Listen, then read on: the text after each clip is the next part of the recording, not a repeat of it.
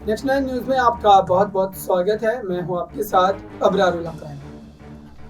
इस वक्त जिस तरीके से आपने देखा कि राहुल गांधी को लेकर के जो तमाम विवाद चल रहे हैं, चाहे वो उनकी सदस्यता को लेकर के हो या फिर आप कह सकते हैं कि जो कर्नाटक विधानसभा चुनाव में जो भाषण दिए गए हैं, उस भाषण को लेकर के ये कहा जा रहा है कि भारतीय जनता पार्टी उनकी गिरफ्तारी को लेकर के यहाँ पर कई तरीके के सवाल खड़े कर रही है और ये कह रही है कि दरअसल जो बयान दिए गए हैं उनके द्वारा वो दरअसल जानबूझ करके राजनीतिक मंशे के तहत दिए गए और उस पर बीजेपी पूरी तरीके से कड़ा रुख जो है वो अख्तियार कर रही है। और इस बीच कांग्रेस पार्टी के नेताओं ने जो बयान दिए या फिर राहुल गांधी जिस मंशे की तहत तमाम बातों को कह रहे हैं वो एक बार आप जरूर केसी वेणुगोपाल जी,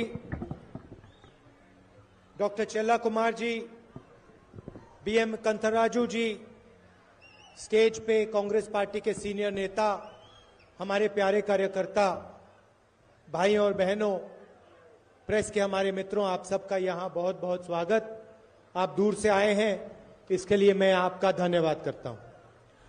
ವೇದಿಕೆ ಮೇಲೆ ಇರತಕ್ಕಂತ ಸನ್ಮಾನ್ಯ ವೇಣುಗೋಪಾಲ್ ರವರೇ, ಬೆಮೆಲ್ ಕಾಂತರಾಜ್ ರವರೇ, ವೇದಿಕೆ ಮೇಲೆ ಇರತಕ್ಕಂತ ಎಲ್ಲ ಹಿರಿಯ ನಾಯಕರೇ ಹಾಗೂ ಇಲ್ಲಿರ್ತಕ್ಕಂತ ಎಲ್ಲ ಮಾಧ್ಯಮದ ಸ್ನೇಹಿತರೇ, ನಿಮ್ಮೆಲ್ಲರಿಗೂ ಕೂಡ ನಾನು ನಮಸ್ಕಾರವನ್ನು ತಿಳಿಸ್ತೇನೆ। कुछ ही दिनों में कर्नाटक में चुनाव है और आपको अपनी सरकार बनानी है। ಕೆಲವೇ ದಿನಗಳಲ್ಲಿ ಕರ್ನಾಟಕದಲ್ಲಿ ಚುನಾವಣೆ ಇದೆ, ನೀವುಗಳು ನಿಮ್ಮ ಸರ್ಕಾರವನ್ನು ಆಯ್ಕೆ ಮಾಡಬೇಕಾಗಿದೆ। आपको याद होगा कि पिछले चुनाव में आपने बीजेपी की सरकार नहीं चुनी थी। ನಿಮಗೆ ನೆನಪಿದೆ, ಕಳೆದ ಚುನಾವಣೆಯಲ್ಲಿ ನೀವು ಬಿಜೆಪಿಗೆ ಮತವನ್ನು ಕೊಟ್ಟಿಲ್ಲ, ಅವರನ್ನು ಆಯ್ಕೆ ಮಾಡಿಲ್ಲ। बीजेपी ने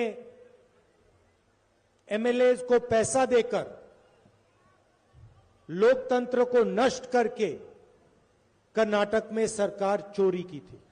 ಆದರೆ ಈ ಬಿಜೆಪಿಯವರು ಎಂಎಲ್ಎಗಳಿಗೆ ಹಣವನ್ನು ಕೊಟ್ಟು ಅವ್ರನ್ನ ಖರೀದಿ ಮಾಡಿ ಲೋಕತಂತ್ರವನ್ನು ಹಾಳು ಮಾಡಿ ಅವರು ಇವತ್ತು ಸರ್ಕಾರವನ್ನು ಮಾಡಿದ್ದಾರೆ। और पिछले 3 सालों से आप देख रहे हो कि बीजेपी ने कर्नाटक में सिर्फ भ्रष्टाचार किया है। ಕಳೆದ 3 ವರ್ಷಗಳಲ್ಲಿ ನೀವು ನೋಡ್ತಾ ಇದ್ದೀರಾ, ಈ ಬಿಜೆಪಿಯವರು ಕರ್ನಾಟಕದಲ್ಲಿ ಕೇವಲ ಭ್ರಷ್ಟಾಚಾರವನ್ನು ಮಾತ್ರ ಮಾಡ್ತಾ ಇದ್ದಾರೆ। और कर्नाटक की जनता ने बीजेपी की सरकार को 40% की सरकार कहा है। ಕರ್ನಾಟಕದ ಜನ ಈ ಬಿಜೆಪಿ ಸರ್ಕಾರವನ್ನ 40% ಸರ್ಕಾರ ಅಂತ ಕರೀತಾ ಇದ್ದಾರೆ। मतलब जो भी ये काम करते हैं, छोटा से छोटा काम हो, बड़ा काम हो, कर्नाटक की जनता से 40% कमीशन चोरी करते हैं। ಇಲ್ಲಿ ಯಾವುದೇ ಕೆಲಸ ಆದರೂ, ಅತ್ಯಂತ ಪುಟ್ಟ ಕೆಲಸ ಆದರೂ ಕೂಡ, ಅತ್ಯಂತ ದೊಡ್ಡ ಕೆಲಸ ಆದರೂ ಕೂಡ ಕರ್ನಾಟಕ ಜನ 40% ಭ್ರಷ್ಟಾಚಾರವನ್ನ, ಕರಪ್ಷನ್ ಅನ್ನ ಕೊಡಬೇಕಾದಂತ ಅನಿವಾರ್ಯತೆ ನಿರ್ಮಾಣ ಆಗಿದೆ। सरकार का काम जनता को उनका पैसा देने का होता है। ಸರ್ಕಾರದ ಕೆಲಸ ಜನರಿಗೆ ಅವರ ಹಣವನ್ನು ಕೊಡೋದು ಅವರ ಕೆಲಸ ಆಗಿರುತ್ತೆ। सरकार का काम शिक्षा में, स्वास्थ्य में, सड़कों में पैसा डालने का होता है। ಸರ್ಕಾರದ ಕೆಲಸ ಏನು ಅಂದ್ರೆ ಶಿಕ್ಷಣದಲ್ಲಿ, ಆರೋಗ್ಯದಲ್ಲಿ ಮತ್ತು ರಸ್ತೆ ನಿರ್ಮಾಣದಲ್ಲಿ ಹಣವನ್ನು ತೊಡಗಿಸೋದು ಸರ್ಕಾರದ ಕೆಲಸ ಆಗಿರುತ್ತೆ। बीजेपी सरकार ने पैसा डाला नहीं, पैसा निकाला। ಆದರೆ ಬಿಜೆಪಿ ಸರ್ಕಾರ ಈ ಕೆಲಸಗಳಿಗೆ ಹಣವನ್ನು ಹಾಕಲಿಲ್ಲ, आपकी जेब से, किसानों की जेब से, मजदूरों, छोटे दुकानदारों की जेब से इन्होंने पैसा निकाला। ಹಣ ಹಾಕೋದ್ರ ಬದಲಿಗೆ ನಿಮ್ಮ ಜೇಬುಗಳಿಂದ, ರೈತರ ಜೇಬಿನಿಂದ, ಕೂಲಿ ಕಾರ್ಮಿಕರ ಜೇಬಿನಿಂದ, ಬಡವರ ಜೇಬಿನಿಂದ ಅವರು ಹಣವನ್ನು ಕಿತ್ತುಕೊಂಡಿದ್ದಾರೆ। 40% हर काम में, ಎಲ್ಲ ಕೆಲಸಗಳ ಮೇಲೆ 40% ದೋಚಿದ್ದಾರೆ। और ये बात नहीं है कि प्रधानमंत्री को ये नहीं मालूम। ಇದು ಪ್ರಧಾನಮಂತ್ರಿಯವರಿಗೆ ಗೊತ್ತಿಲ್ಲ ಅಂತ ಏನಿಲ್ಲ, प्रधानमंत्री को सब कुछ मालूम है। ಪ್ರಧಾನಮಂತ್ರಿಯವರಿಗೆ ಎಲ್ಲ ಗೊತ್ತಿದೆ। यहां पे कॉन्ट्रैक्टर्स एसोसिएशन ने नरेंद्र मोदी जी को चिट्ठी लिखी और उनको कहा कि कर्नाटक में 40% कमीशन हर काम पे लिया जा रहा है। ಇಲ್ಲಿ ಕಾಂಟ್ರಾಕ್ಟರ್ಸ್ ಅಸೋಸಿಯೇಷನ್ ಅವರು ನಾವು ಮಾಡೋ ಪ್ರತಿ ಕೆಲಸಕ್ಕೂ ಕೂಡ 40% ನಮ್ಮ ಹತ್ರ ಲಂಚ ಕೇಳ್ತಾ ಇದ್ದಾರೆ ಅಂತ ಹೇಳಿ ಪ್ರಧಾನಮಂತ್ರಿಗಳಿಗೆ ಪತ್ರ ಬರೆದಿದ್ದಾರೆ.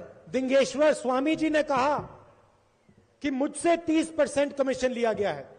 ದಿಂಗಾಲೇಶ್ವರ ಸ್ವಾಮಿಗಳು ಒಬ್ರು ಮಠಾಧೀಶರು ಕೂಡ ಹೇಳ್ತಾ ಇದ್ದಾರೆ, ನನ್ನ ಹತ್ರ ಕೂಡ ಈ ಸರ್ಕಾರ 30% ತಗೊಂಡಿದ್ದಾರೆ ಅಂತ. यहां पुलिस सब इंस्पेक्टर स्कैम हुआ, असिस्टेंट प्रोफेसर स्कैम हुआ, असिस्टेंट इंजीनियर स्कैम हुआ, कोऑपरेटिव बैंक स्कैम हुआ. ಇಲ್ಲಿ ಪೊಲೀಸ್ ಸಬ್ ಇನ್ಸ್ಪೆಕ್ಟರ್ ಅಪಾಯಿಂಟ್ಮೆಂಟ್ ಅಲ್ಲಿ ಸ್ಕ್ಯಾಮ್ ಆಗಿದೆ, ಜೊತೆಗೆ पुलिस ಎಂಜಿನಿಯರ್ಸ್ ಅಪಾಯಿಂಟ್ಮೆಂಟ್ ಅಲ್ಲಿ ಸ್ಕ್ಯಾಮ್ ಆಗಿದೆ, cooperative bank scam, cooperative bank sector ನಲ್ಲಿ ಸ್ಕ್ಯಾಮ್ ಆಗಿದೆ, ಪ್ರತಿ ಹಂತದಲ್ಲಿ ಕೂಡ ಇಲ್ಲಿ ಸ್ಕ್ಯಾಮ್ ಆಗಿದೆ. और बीजेपी के एमएलए ने स्वयं कहा, मीडिया को कहा कि कर्नाटक में सीएम की कुर्सी 2500 करोड़ के लिए बिकती है. ಬಿಜೆಪಿಯ ಎಂಎಲ್ಎನೇ ಸಾರ್ವಜನಿಕವಾಗಿ ಹೇಳಿದಾನೆ 2,500 ಕೋಟಿ ಕೊಟ್ಟು ಈ ಕರ್ನಾಟಕದಲ್ಲಿ ಮುಖ್ಯಮಂತ್ರಿ ಆಗಿದ್ದಾರೆ ಇವರು ಅಂತ. तो प्रधानमंत्री को ये चीजें मालूम है, ये छुपी नहीं है. ಪ್ರಧಾನಮಂತ್ರಿಗಳಿಗೆ ಇದೆಲ್ಲವೂ ಕೂಡ ಗೊತ್ತಿದೆ, ಗೊತ್ತಿಲ್ಲ ಅಂತೇನಿಲ್ಲ. अगर कर्नाटक के हर बच्चे को ये मालूम है तो हिंदुस्तान के प्रधानमंत्री को भी ये मालूम होगा. ಕರ್ನಾಟಕದಲ್ಲಿರುವಂತಹ ಪ್ರತಿ ಮಗುಗೂ ಇದು ಗೊತ್ತಿದೆ ಅಂತ ಅಂದಮೇಲೆ ಈ ದೇಶದ ಪ್ರಧಾನಮಂತ್ರಿಗೂ ಕೂಡ ಇದು ಗೊತ್ತಿರಲೇಬೇಕು.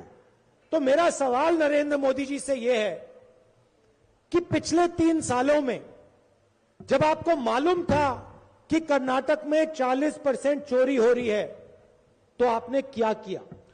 ನಾನು ಪ್ರಧಾನಮಂತ್ರಿ ಕೇಳಲಿಕ್ಕೆ ಬಯಸ್ತೇನೆ, ಇಷ್ಟೆಲ್ಲ ಅನ್ಯಾಯ ಆಗ್ತಿದೆ ಅಂತ ನಿಮಗೆ ಗೊತ್ತಿದ್ರು ಕೂಡ ಕಳೆದ 3 ವರ್ಷದಿಂದ ನೀವು ಇದನ್ನು ನಿಲ್ಲಿಸೋದಕ್ಕೆ ಏನ್ ಮಾಡಿದೀರಾ? आपने चोरी को रोकने की कोशिश की? ನೀವು ಈ ಒಂದು ಲೂಟಿಯನ್ನ ನಿಲ್ಲಿಸುವಂತ ಪ್ರಯತ್ನ ಮಾಡಿದೀರಾ? आपने भ्रष्टाचारियों को पकड़ने की कोशिश की? ನೀವು ಈ ಭ್ರಷ್ಟರನ್ನ ಹಿಡಿಯೋದಕ್ಕಾಗಿ ಏನ್ ಮಾಡಿದೀರಾ? आपने एक कदम नहीं उठाया. ಒಂದೇ ಒಂದು ಹೆಜ್ಜೆ ಕೂಡ ನೀವು ಇಟ್ಟಿಲ್ಲ. क्यों नहीं उठाया? ಯಾಕೆ ಇಡ್ಲಿಲ್ಲ?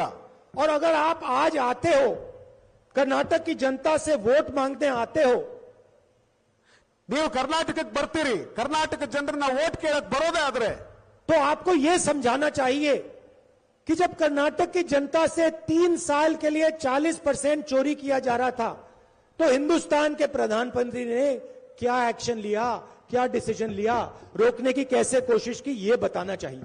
ಕರ್ನಾಟಕ ಜನರನ್ನು ವೋಟ್ ಕೇಳೋದಕ್ಕಿಂತ ಮುಂಚೆ ಈ ದೇಶದ ಪ್ರಧಾನಮಂತ್ರಿ ಜನರಿಗೆ ಹೇಳಬೇಕು, ಕಳೆದ 3 ವರ್ಷಗಳಿಂದ ಈ ಒಂದು 40% ಭ್ರಷ್ಟಾಚಾರವನ್ನು ನಿಲ್ಲಿಸೋದಕ್ಕೋಸ್ಕರ ಯಾವ ಕೆಲಸ ನಾವು ಮಾಡಿದೀವಿ ಅನ್ನೋದನ್ನ ಜನರಿಗೆ ಮೊದಲು ಹೇಳಬೇಕು. अब मैंने आपको कहा कि सरकार का काम जनता को.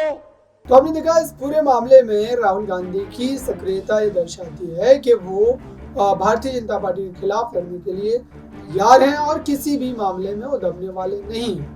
फिलहाल इस खास रिपोर्ट में बस इतना ही. देखते रहिए ताज़ा तरीन खबरों के लिए नेक्स्ट 9 न्यूज़ को. धन्यवाद.